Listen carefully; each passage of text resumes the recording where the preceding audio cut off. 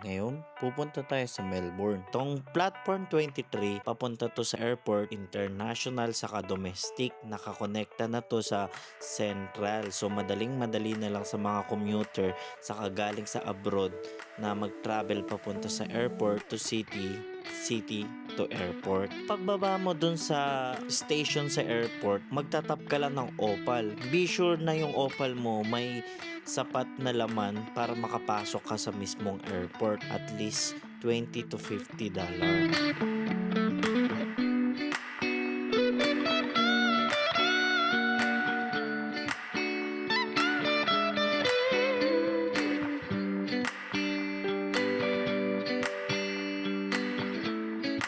So yan, palanding kami. First time kong na makitang close up yung ulap. Parang cotton candy. So parang nasa langit ka talaga, oh.